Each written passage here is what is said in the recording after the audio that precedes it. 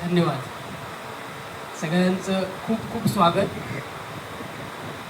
आज खरंच खूप आनंद होतोय.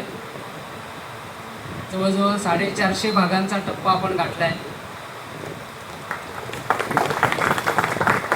तो असाच अव्याहत पुढे चालू राहावा अशीच या विठ्ठल चरणी प्रार्थना. आणि तुम्हा सगळ्यांचं सहकार्यही असंच मिळत राहो ही तुम्हाला विनंती. याच्या प्रश्नाकडे वळतो. थोडंसं एक गंमत आधी तुम्हाला सांगतो काय आहे की आपण अनेक देवी देवता बघतो. प्रत्येकाच्या हातात काही आयुधं असतात, काही फुलं असतात, काय काय अशा ज्या गोष्टी असतात त्याच्यावरनं त्या देवताच्या व्यक्तिमत्वाची ओळख आपल्याला पडते किंवा समजते. तर ह्या विठ्ठला बाबतीत एक गंमत जर कोणी माहिती नसेल तर मी सांगतो की या आपल्या विठ्ठलाच्या हातात कोणतंही हत्यार नाही. मला असं वाटतं ह्या एका वाक्यातच तुम्हाला कळलं असेल की आज काळाची गरज काय आहे. ज्या काळी म्हणजे ही संत सखू ज्या वारकरी संप्रदायातून पुढे आली आहे किंवा ज्या ह्या संप्रदायाची सुरुवात ज्ञानेश्वर माऊली नामदेव यांच्यापासून 12व्या शतकात झाली. त्यावेळेची परिस्थिती अशी होती की परकीय आक्रमणामुळे सगळी जनता खूप ओळलेली होती, त्रासलेली होती. त्या त्रासातून त्यांच्या मनाला शांती मिळावी ह्याकरता ह्या विठ्ठलाच्या भक्तीचा मार्ग आपल्याला या संतांनी दाखवला. विठ्ठलच का? तर त्याचं कारण तेच होतं की तो द्वेष घेऊन आलेला नाही आहे, तर तो प्रेम घेऊन आला आहे, तो माया घेऊन आला आहे. त्याला सगळे माऊली म्हणतात. तर मला असं वाटतं की अशा या माऊलीची गरज आज पण आपल्याला भासायला लागलेली आहे. कारण आज परकीयांचा धोका कमी झालेला असला तरी आपण आपापसातच इतके भांडायला लागलो आहे, आपण एकमेकांचाच इतका द्वेष करायला लागलो आहे. धर्माधर्मातला असेल, जातीजातीतला असेल, जातींमधल्या पोटजातींचा असेल, हा द्वेष खूप वाढायला लागला आहे. आणि ह्या द्वेषावरती मला असं वाटतं की विठ्ठल आणि त्याची भक्ती हा खरोखरच एक सुंदर मार्ग आहे. आणि हाच मार्ग म्हणजे ज्या वेळेला या एखादी मालिका सन मराठीसाठी करायची यावर आमची चर्चा सुरू होती, जेव्हा दीपक सर, ओंकार सर आणि आम्ही, तेव्हा त्यांची अशी इच्छा होती की आपण विठ्ठल भक्तीवरच एखादी मालिका करायला हवी, जी आजच्या काळाची गरज आहे. त्यावेळेला संत सखू हा विषय गेली एक 10-12 वर्ष आमच्या मनात होता. मी, प्रसाद, सागरदादा, आमची क्रिएटिव्ह मंडळी सगळी. आणि तो विषय ज्या वेळेला आम्ही त्यांना सांगितला त्यावेळेला त्यांना तो खूप आवडला. आणि आज आपण बघतोय की त्याचं हे एका मोठ्या त्या लावलेल्या रोपट्याचं आज एका वृक्षामध्ये रूपांतर झालेलं आहे. मला असं वाटतं की याच्यातून आता म्हणजे आता पुढे आपण काय मांडणार आहोत, तर पुढे हीच भक्ती, ही सखू जी भाबडी छोटीशी मुलगी होती, तिच्या भक्तीला सुद्धा आता एक प्रकारचं काय म्हणता येईल आपल्याला की तिची भक्ती सुद्धा तिच्यासारखीच आता मोठी होणार आहे. तर ह्या मोठ्या झालेल्या सखूची भक्तीचं स्वरूप काय असेल याची आपल्याला कल्पना आहे खरं तर सगळ्यांना. कारण संत सखू म्हटल्यानंतर खरं तर आपण तिचं बालपण कधी पाहिलंच नव्हतं. कुठल्याच सिनेमातून, नाटकातून किंवा कथा कादंबऱ्यातून सखूचं बालपण हे समोर आलेलं नव्हतं, जे आपण इतके दिवस मांडलं. पण आता जी सखू आपल्याला दिसणार आहे ती परिचित सखू, जी लोकांच्या मनातली जी इमेज आहे सखूबद्दलची, ती सखू आता आपल्या सगळ्यांना दिसणार आहे की जिच्या मदतीला विठ्ठल येणार आहे, तो तिचं दळण दळणार आहे, तो सासू तिचं रूप घेऊन सासूकडून छळ सहन करणार आहे, असा हा विठ्ठल तिचा सखा आणि जो आपल्या सगळ्यांना परिचित आहे सिनेमातून, कादंबऱ्यातून, साहित्यातून तो सखूचा चेहरा आणि ते सखूचं रूप आपल्याला आता भविष्यात पाहायला मिळणार आहे. अर्थात आतापर्यंत तू कोणत्या भूमिका केल्या आहेस आम्हाला माहिती नाही, पण तू आज नव्याने सगळ्यांसमोर येतेस. तर छोट्या सखूने आपल्या अभिनयाच्या जोरावर हे पात्र एका वेगळ्याच उंचीवर नेऊन ठेवलेलं आहे. आता हेच पात्र पुढे साकारताना त्या अपेक्षांचं दडपण जाणवते ना?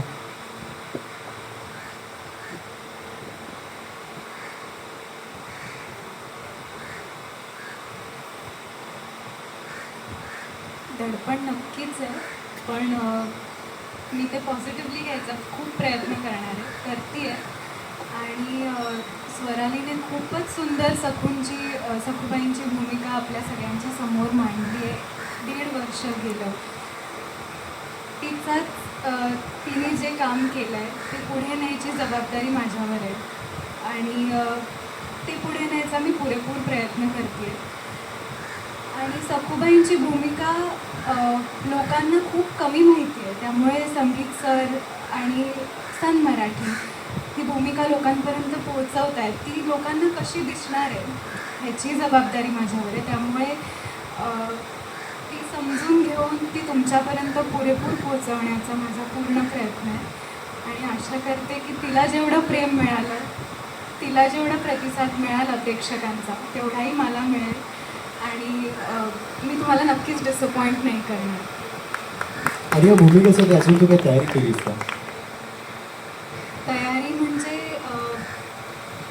तिचं काम पाहिलं. ऑफकोर्स तिने जे सुंदर काम केलं आहे, सखू समजून घ्यायचा खूप प्रयत्न केला. मला सगळ्यांनी खूप मदत केली प्रोडक्शनकडनं. शिरीष दादा, सर, संगीत सर, सगळ्यांनी खूप मदत केली. त्यामुळे सखूची भूमिका समजायला तिथे मदत झाली. मी काही फिल्म्स बघितले आणि मराठी भाषेवर काम सुरू आहे, कारण बोलता बोलता खूप इंग्रजी शब्द तोंडात येतात, कारण मी इंग्रजी माध्यमात शिकलेली आहे. त्यामुळे मराठीवर काम सुरू आहे आणि जेवढं मिळेल तेवढं मी वाचते आहे सखूबाईंबद्दल. वा. आणि तुझं हे पात्र प्रत्येकाच्या मनात एक वेगळं घर निर्माण करेल याची आम्हाला नक्कीच आजपर्यंत. हे जरा काळ्या पुण्याचा जोर आहे, तुला खूप मिस करणार हे नक्की. परंतु स्वराली, मला तुला विचारावं असं वाटतं, आत्तापर्यंतचा छान प्रवास तू यांच्यासोबत घालवलेला आहे. त्या प्रवासातील काही अविस्मरणीय क्षण तुला आठवत आहेत का? असं कोणता क्षण आहे का तुझ्या आयुष्यातला, म्हणजे या सेटवर किंवा या प्रवासाबद्दल काय म्हणशील? सेटवरचं एक आहे बड्डेच्या दिवशी, कारण जो बड्डे ह्या सेटवर झाला ना तो कधीच नाही होऊ शकला, म्हणजे घरी पण नाही आणि दुसऱ्या सेटवर पण नाही. कारण तिथे जे आम्ही गेम्स खेळले, म्हणजे सगळ्यांनी जो गेम प्लॅन केला होता ट्रेजर हंट, तो ट्रेजर हंट खेळताना मजा आली. आणि प्रत्येक पॉईंटला मला एक क्ल्यू भेटायचा आणि गिफ्ट भेटायचं आणि ते खेळताना मला खूप मजा आली. आणि शेवटचं गिफ्ट मला रावळात भेटलं आणि विठुरायाच्या मागे, म्हणून मला हे खूप आवडले. आणि आणि नदीच्या दिवशी मी सरांना नेहमी, जेव्हा पण नदीचे सीन असायचं ना, तेव्हा मी सरांना नेहमी सांगायचे, सर मला सीन झाल्यावर पण खेळून द्याल ना, सर मला सीन झाल्यावर पण खेळून द्याल ना. तर मग सर मला हो म्हणायचे. सर म्हणायचे मम्मी ओरडेला, पण मम्मी नव्हती ओरडत. आणि जेव्हा पप्पा आले ना तेव्हा मी सरांना सेम बोलले, सर मला खेळू द्या ना. सर ओके म्हटले. पण आहे ना, मी जेव्हा पप्पांनी बघितलं ना माझ्याकडे, तर मग सीन झाला आहे ना, मग पप्पा बोलले की बाहेर येतेस का आता, की काठीने मारू, आणि काठी घेतली हातात. पण तू आता सगळं मिस करशील ना? हो, खूप मिस करणार. आणि हे सगळे तुला मिस करणार आहे. तर टाळ्या जोरदार या निरागसतेसाठी. आणि खरं तुझी भूमिका जी साकारली असतात याच्यामध्ये तुमच्या पात्राचा सर्वात मोठा संघर्ष आहे. नमस्कार.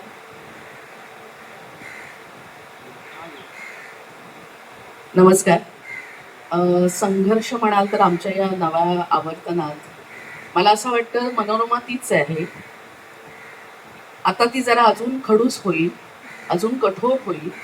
आणि संघर्ष म्हणशील तर दिगू माझा मुलगा आता तरी माझ्या बोलण्यात आहे. जे मी म्हणते, जे सांगते तसं करतोय, वागतोय, आणि तो शेवटपर्यंत माझ्या कयात, माझ्या बोलण्यात असावा.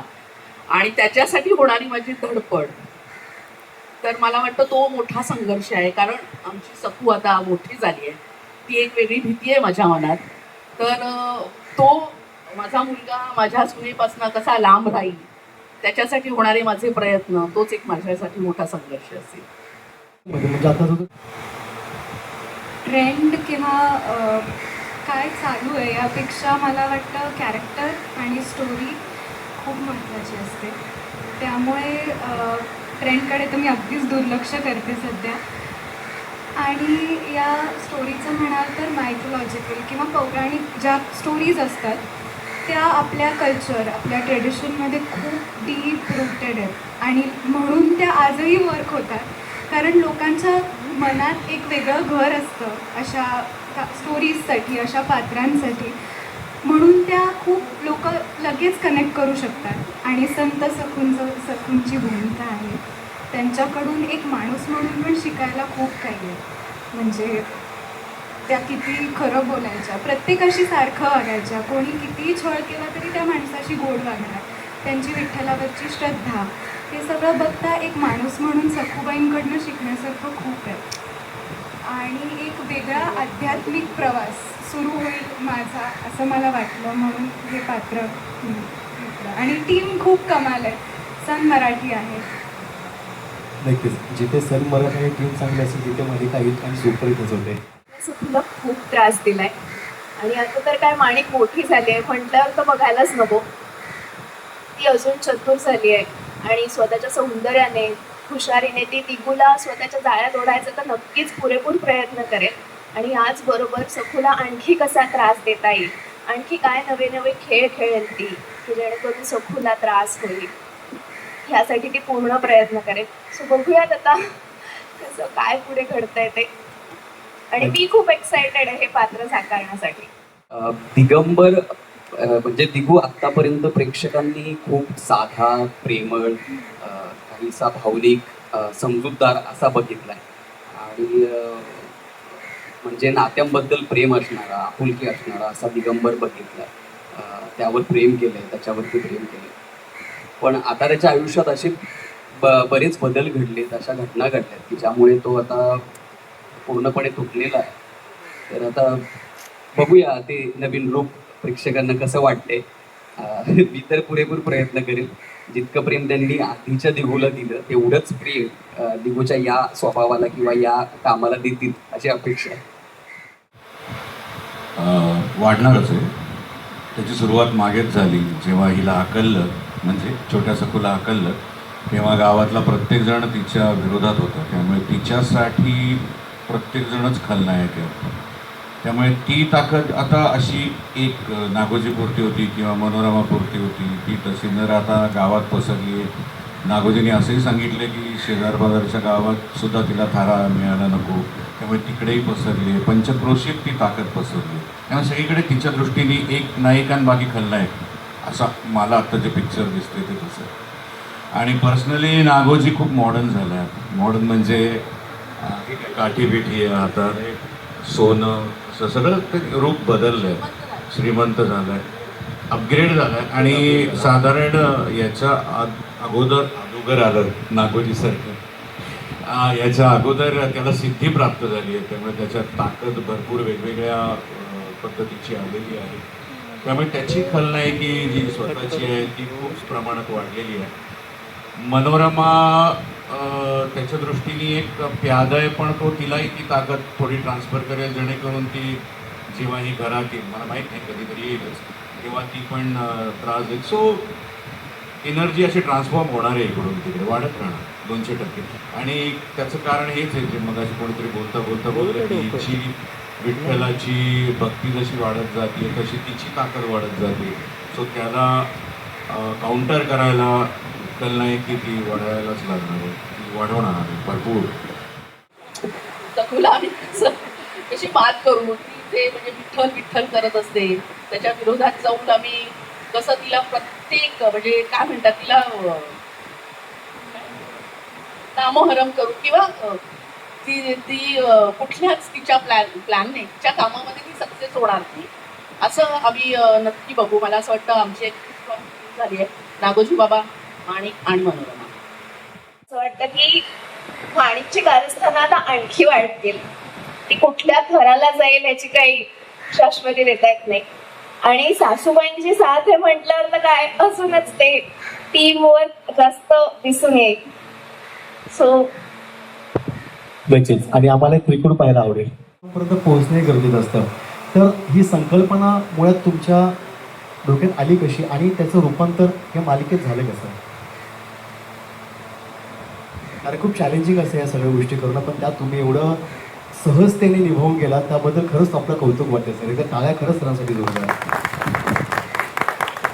मागे एकदा आम्ही एक सिरियल जी आधी केली होती संत परंपरेतल्या तुकाराम महाराजांना, त्यावेळेला खरं तर पहिल्यांदा या संत परंपरेतल्या संतांची काही चरित्र वाचण्यात आली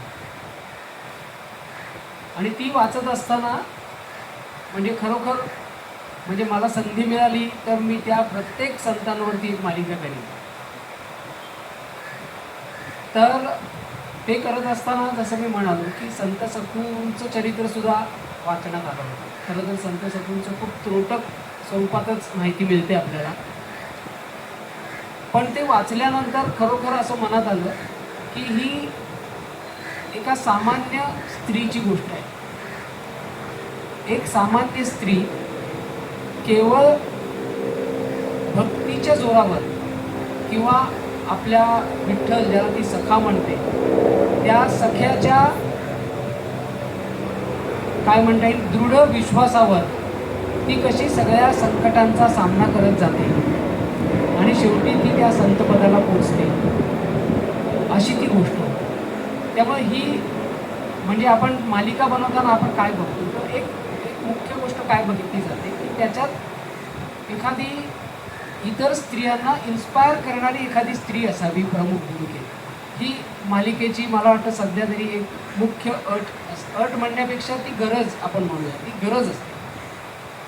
तर अशी ही स्त्री जी इतर सामान्य संसारातल्या स्त्रियांना इन्स्पायर करू शकेल अशी ही संत सखू आम्हाला वाटते.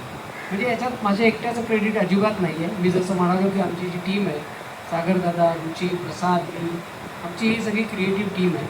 आम्ही हे सतत जो काही प्रयत्न चालू असतात नवीन नवीन शोधण्याचा आणि हे करण्याचा, त्याच्यात आम्हाला कुठेतरी सगळ्यांना असं वाटलं की यात खरोखर खूप पोटेन्शियल आहे या चरित्रामध्ये संत सखूच्या. आणि असं वाटलं की इतर संतांच्या मनाने संत सखू चं चरित्र हे खूप लोकांपर्यंत अजून पोचलेलं नाही. जितक्या आपल्याला इतर संतांच्या गोष्टी किंवा त्यांच्या बद्दल माहिती आहे तेवढी संत सखूबद्दल माहिती खरोखरच नाही आहे. आणि ते म्हणजे ते आम्ही जेव्हा अभ्यास करायला सुरुवात केली तेव्हा आमच्या लक्षात आलं की त्याच्यावरती साहित्यात सुद्धा खूप कमी लोकांनी दखल घेतली आहे संत सखूची. त्यामुळे आम्हाला असं वाटलं की हे आपण निश्चितपणे हे आपण प्रेक्षकांपर्यंत पोचवायला हवं. आणि मी मगाशी म्हणालो तसं की ते इच्छा आमची मनातली जी होती गेली 10-12 वर्ष ती आम्ही जेव्हा दीपक सरांसमोर आणि ओंकार सरांसमोर मांडली मराठीवर तेव्हा त्यांनाही आमची ही मतं पटली आणि त्यांनाही ते आवडलं. आणि सुरुवात श्रावणी केशरी मराठी वाहिनीमधून बोलते. शैलाताई, मला तुम्हाला विचारायचं आहे की आता मालिकेमध्ये लीप येतोय तर आम्हाला कथेमध्ये काय नवीन गोष्टी पाहायला मिळणार आहेत आणि सखूला तुम्ही किती त्रास देणार आहे हे प्रेक्षकांचाच प्रश्न आहे.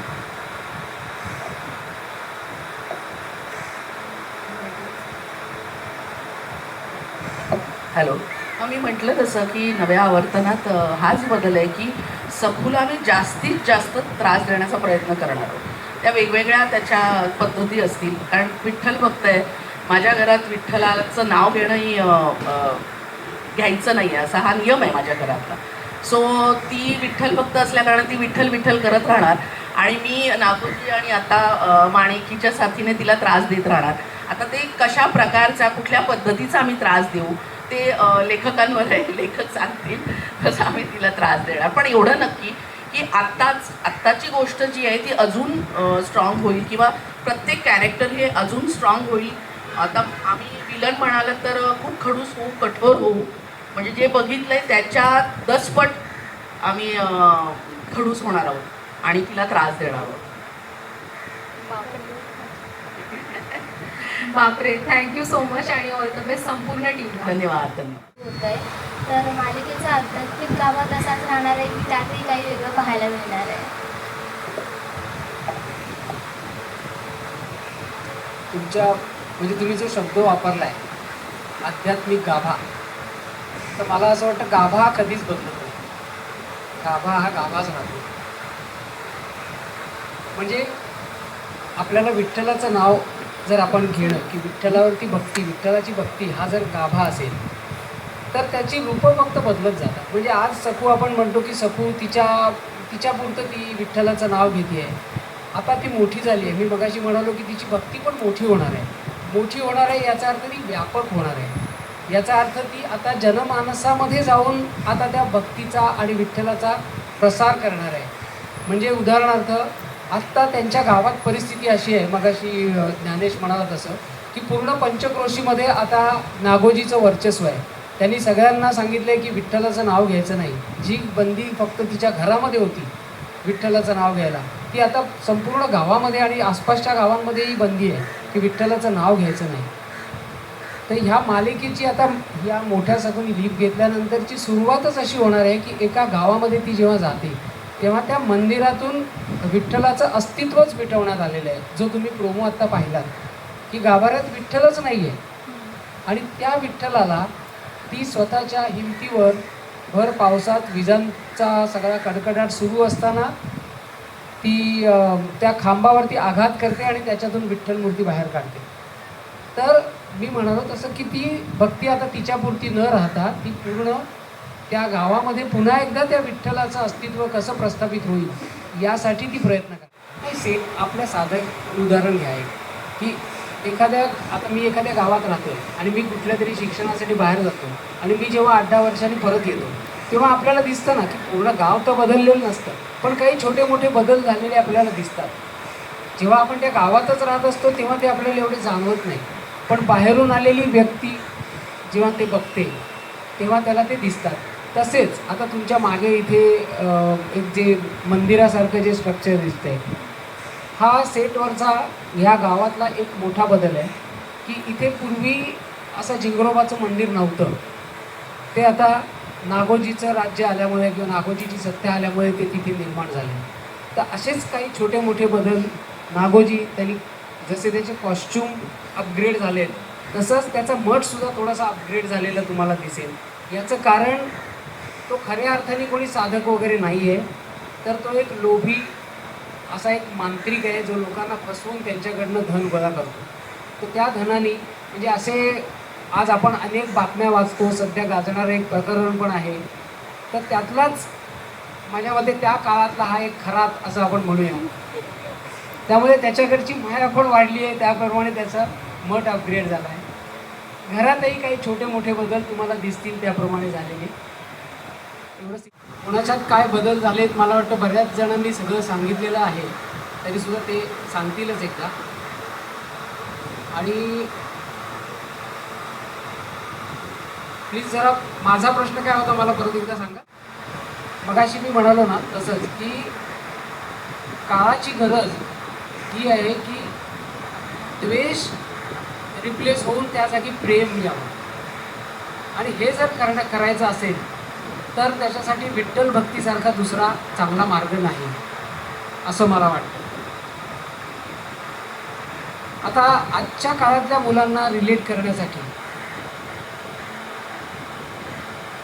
हा जो संघर्ष आहे सखूचा, मी म्हणालो की तो आता व्यापक होत जाणार आहे, की तो फक्त घरापुरता उरलेला नाही. तर मला असं वाटतं की तो जो संघर्ष आहे तिचा हा चांगल्या कामासाठी आहे, चांगल्या कारणांसाठी आहे, की असत्याचा पराभव करून सत्याचा विजय व्हावा यासाठी आहे. आणि मला असं वाटतं की ही शिकवण प्रत्येक तरुण तरुणींनी घेतली पाहिजे की त्यासाठी कितीही त्रास भोगावा लागला तरी चालेल, पण हा प्रेम आणि ही माया सगळ्या जगाला देण्यासाठी आणि पसरवण्यासाठी हा संघर्ष किंवा हा होणारा त्रास सहन करता आला. की काय बदल झालाय तर कॉस्ट्यूममध्ये थोडासा बदल झालाय की लहान माणिकच्या 2 वेण्या होत्या, आता तिला सिंगल वेणी आहे. आणि पात्रात म्हणशील तर मला असं वाटतं की तेव्हाचा तिचा जो राग आहे तो आता अधिक वाढत गेला आहे. कारण की ज्या मुलीला म्हणजे ज्याच्यावर तिचं प्रेम असतं, ज्याच्याशी तिला लग्न करायचं असतं, ते न होता सखूचं लग्न होतं. सो तो तिचा राग तो आणखीन वाढत गेला आहे. आणि आता ती कोणत्या थराला जाईल, काय काय करेल, काही सांगता येत नाही. सो हाच एक मोठा बदल आहे. नागोजीचं कॅरेक्टर आता जास्त हेवी होत जाईल असं जाणवतंय. जेवढं मी इकडे लाईट झालं म्हणजे हलका झालो. त्याचं कारण 11 महिने अशी एवढी मोठी दाढी, जिला वजन होतं छानपैकी, गम लावून घाम येणं सगळं त्याच्यामध्ये ते चालायचं. तर त्याच्यातून तो आता मोठा बदल माझ्यासाठी स्वतःसाठी झाला आहे की मी नॉर्मल झालो आहे. आणि कॅरेक्टरच्या बाबतीत म्हणायचं झालं तर आधी नागोजीचं एम होतं की अपमानाचा सूड घ्यायचा, जे सखूनी केलेला अपमान जो आहे त्याचा सूड घ्यायचा आणि तिला नेस्तनाबूत करायचं. पण आता सेकंड हाफ जो सुरू झाला त्याच्यामध्ये त्याचं एक अस्तित्व नुकतंच तयार झालं. म्हणजे 8 वर्षांनी ही येते आहे तर त्या 7-8 वर्षात त्याचं एक अस्तित्व तयार झालं आहे, प्रस्थापित झालं आहे. आता त्याचा लढा जो आहे तो की हे टिकवणं, आणि ते टिकवताना ही किती नवीन त्याच्यामध्ये संकट निर्माण करेल असं मला वाटतं. मी त्यांच्यासमोर बोलतोय, जे तुझ्या पुढे बसले ते स्वतः लिहितात, त्यांनाच माहिती खरं काय ते. पण मला असं वाटतं की ती अधिकाधिक संकटं तयार करेल आमच्यासमोर आणि त्यासाठी हा अधिकाधिक निश्चयी, अधिकाधिक ताकदवान होत जाईल. जसं संगीत सर म्हणाले, सखूची भक्ती अधिकाधिक वाढणार आहे. बदल म्हणजे तिला आता ती निसर्गाच्या फार जवळ गेली आहे, कारण 8 वर्ष ती मुलगी एकटी राहिली आहे त्या घरात. म्हणून निसर्गाशी तिचं एक वेगळं कनेक्शन तुम्हाला बघायला मिळणार आहे.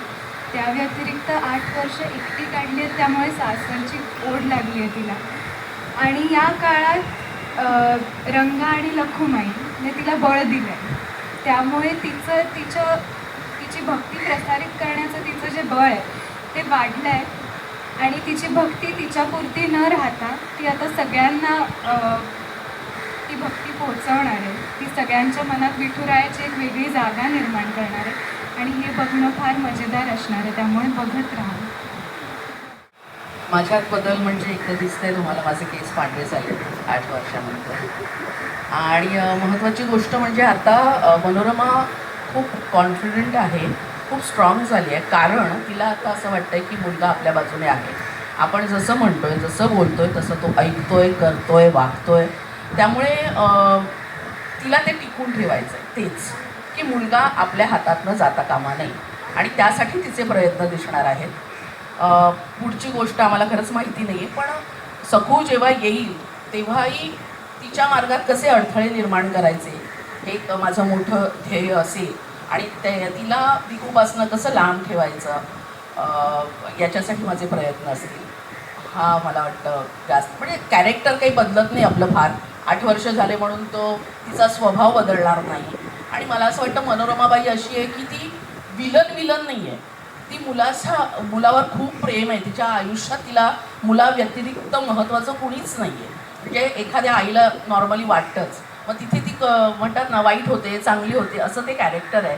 ते तसंच राहणार आहे. दिगूच्या बाबतीत किंवा तिच्या नातवाच्या बाबतीत ती खूप खूप मायाळू, प्रेमळ अशी आई होईल, आजी होईल. पण जेव्हा सखूचा विषय येईल तिथे ती कठोरच होईल. तिथे ती दुष्ट आणि अजून कठोर अशीच बाई राहणार आहे. तर मला असं वाटतं फार बदल नाही होणार माझ्या कॅरेक्टरमध्ये. पण हां, मी प्रयत्न करेन जास्तीत जास्त सखूला त्रास देण्याचा. मध्ये महत्त्वाचा बदल म्हणजे दिगंबर देखणा झाला आहे अजून. आणि असं तर दाढी आली आहे आता, दिगूला मोठा झाला आहे, दिगू आणखी सुंदर दिसायला लागला आहे. आणि महत्त्वाची गोष्ट म्हणजे त्याचा तीच वाट बघत होती मी काय बोलते. आणि आता त्याचा टीका गेला आहे आणि तुम्ही बघताय की आता नागोजी बाबाजी महाराजांचा नाग त्याच्या कपाळावरती आला आहे. म्हणजे सखूच्या मनात तिच्या आहोंची जी प्रतिमा आहे, ती इमेज आहे, तर त्याच्या अगदी विरोधात तो दिगू असणार आहे. तर आता बघूया.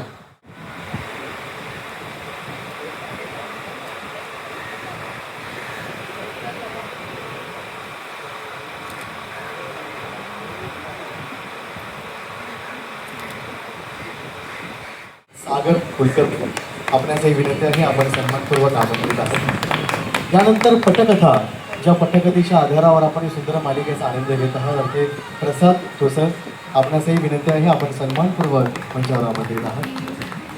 आणि एपिसोड डिरेक्टर शिरीष खरात साहेब, आपल्यासुद्धा विनंती आहे आपण सन्मानपूर्वक मंचावर आमंत्रित आहात.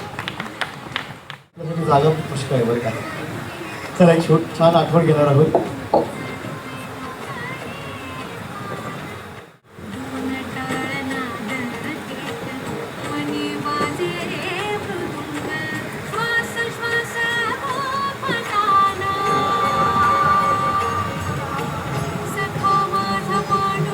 धन्यवाद. यानंतर मी विनंती करतो आमची छोटी सोपवानी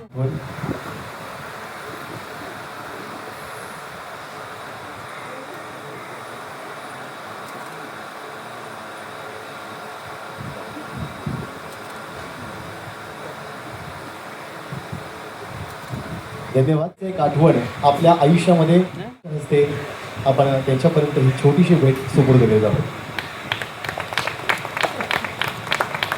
यानंतर मनोरमा अर्थात शैला कानेकर, आपणास विनंती आहे.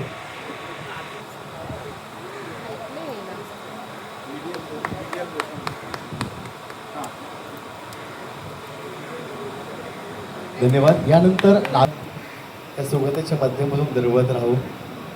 इथं टाळ्या जोरदार.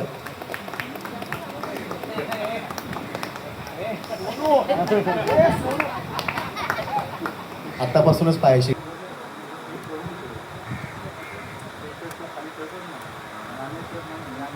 माझ्यामध्ये स्वरलीच्या आयुष्यातली खूप छान आठवण असणार आहे ही, हो की नाही स्वरली? त्यानंतर मीच आपल्यासोबत राहू. हो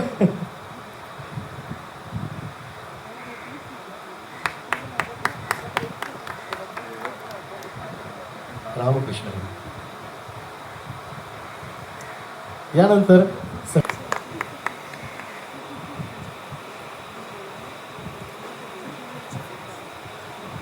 यानंतर दिग्दर्शक निशांत सुर्वे सर.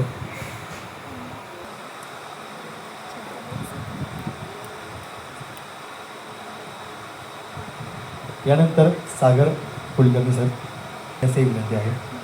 पुण्याला आपल्या सर्वांना रामकृष्ण हरी आणि खूप खूप शुभेच्छा आपल्या मालिकेसाठी. यानंतर